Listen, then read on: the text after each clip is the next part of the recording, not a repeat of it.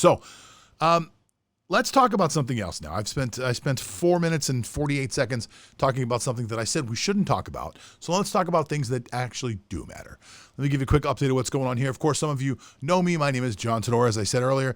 I do trade sports for a living. That's what I do. I created a process called ScoreMetrics that allows me to use the sports markets the similar ways that people use the stock market. I created systems that are trader-based systems, and I transferred all of that knowledge that I learned from these trader-based systems, and I moved it over to sports, and I make a lot of money throughout 3 different seasons throughout the year. Right now, I only do football, baseball, and basketball, but I am working on a hockey system, and I played around earlier in the year with the UFC system. I played around with it. I was showing you guys some of the stuff that was going on with it here. You'd probably find it in the archives, actually. And the system worked for a little bit, but I was kind of trying to show people how I create these systems. I usually don't do them live like that, but I was just trying to have a little fun and bring people along and show them what we were doing. And actually, if you would have followed the system, you would have made you could have, doubled your money 1 week, and the next week you would have won 40%. So it was a good little system that worked for a minute. But anyway, so back to what we're talking about here, which is current sports. We need current sports, and in order for this to happen, we have to start making some deals between the players and between the owners and the unions, and we have to just make this happen. The one sport that's in the forefront for me, at the very least, right now, is baseball. Baseball is it's out there, and it is dangling. And to me, it is going to be such an incredibly huge mistake if they can't find a deal. If they can't make a deal, if they can't put it together, people are going to be so upset. Really. There's so much going on right now. We talked about the civil unrest, touch on the fact that there are 30 to 40 million Americans who don't have a job. And you have these privileged millionaires out there who don't want to go play baseball because they're not being paid, $6 million. Instead, they're only being paid $2 million. So there have been some things along the way. Again, there's another video in one of the archives you can take a look at. Let me put you up to date with what is actually happening right now. So this is what was proposed by the owners. The owners proposed an 82-game schedule, which is basically half the season. A baseball season is normally 162 games. 81 games would have been half. I don't think they wanted to play an odd number, so they just proposed an 82-game season. Would have been a regional schedule. You would have only played, around your area. You would have played with a universal DH, which means pitchers wouldn't have hit anywhere. I don't know why that was an issue, but they just decided to make it so that pitchers would never hit. They had rosters, a 30-man extra active roster, a 20-man player taxi squad, just in case somebody were to get coronavirus. You could pull people off the taxi squad that would be able to play. And 14 teams would make the postseason, which is more than the amount of teams that make it right now. I think the 6 make it right now. So 2 extra teams would have made it, and the playoffs would have been played in October, which would have been very cold, but it would have been kind of cool to have football and baseball going on at the same time, and all the way into October. That would have been kind of neat. So that proposal was put out. The players lost their minds because this also came with quite a big pay cut. The players lost their minds, said we would not possibly accept this. And the players made a counter proposal. The players' counter proposal was to add more games, 114-game season.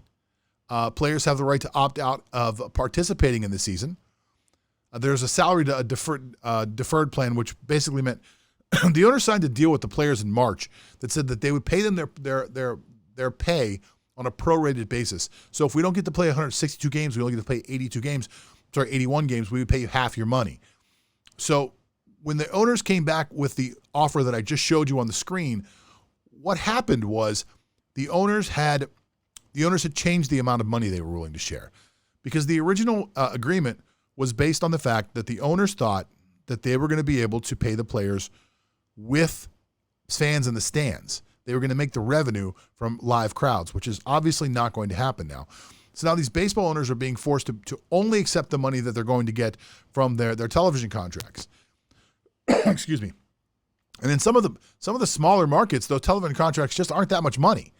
So if you have a team that's making $45 million in salary for the entire team, plus whatever it costs to actually run the organization, and your television contract is $6 million, you're in big trouble because there is no extra money coming anywhere else. So back to this plan right here. This proposal was made by the players. The players are proposing a 114-game season. Now, the players are going by the amount of money that they were originally promised in March, which is a prorated value. So the players are trying to get the most money they can. 114 games, we can squeeze it in. And I saw the proposal of how they're going to lay out the games. It's like doubleheaders every Sunday. You know, this is actually calling. This plan would work if it was perfect weather. There's no corona outbreak. It's basically putting the owners in a box of saying you got to figure out a way to rush these games out here and make this happen. So it'd be a 114-game season. Sorry to jump around. I wanted to make sure that I made everybody aware of what the original plan was.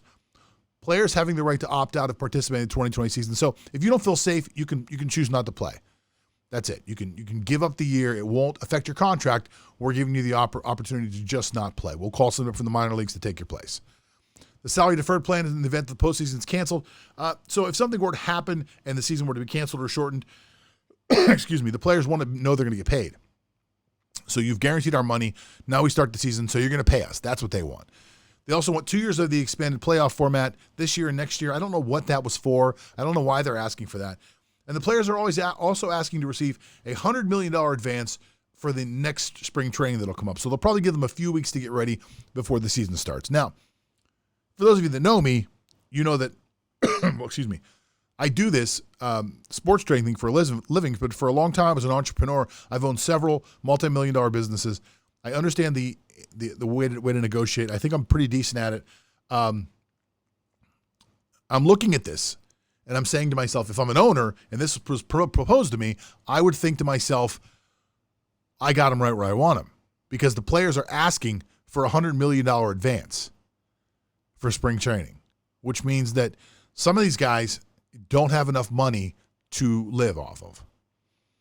So you have guys that are looking for a paycheck, thought I was going to be getting a paycheck. Now I'm not getting one. Now I'm in a little bit of a bind. What am I going to do? Let's ask for some money up front so we can start to get paid for spring training. So you've got people in a position that need money. These guys need cash. So what's going to happen now is that the owners have come back and they've made a counter proposal to this. So this was the proposal that was pitched from the Major League Baseball union. The owners came back and they said, no, you know what? If you guys want your prorated salaries, if you want to be paid for every game like you're supposed to be paid, that's absolutely fine. Instead of the 82-game season, we'll pay you for 50 games. That's what we'll do. We'll just have a really short season. It'll be 50 games. We'll knock out some playoffs. People will have baseball in their lives. We'll get a season out of the way, and then we'll move forward next year with a brand new season. So what this does, though, is this is going to put the rich against the poor. And the poor is a relative term. We're talking about people in baseball that aren't making as much as the 25 to $30 million guys. Because the owner's proposal really took care of the people that were on the bottom end of the salary scale, which is most of the players. But the people that complain the most, that had the most weight, are the big-name players that were able to come back and say, look, I don't play a baseball game for less than $140,000. I'm not playing a baseball game for less than that. I make $28 million a year, and I'm not playing for less than my prorated value, whatever that is.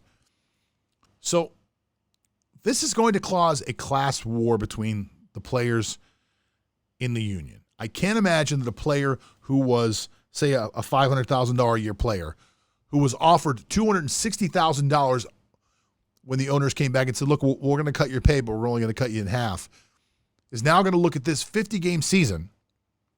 If you're following along with what I'm saying, is now going to look at this 50-game season and say, hang on, I was going to get paid this much. Now I'm only getting paid for 50 games. Like I'm getting less than a third of my pay.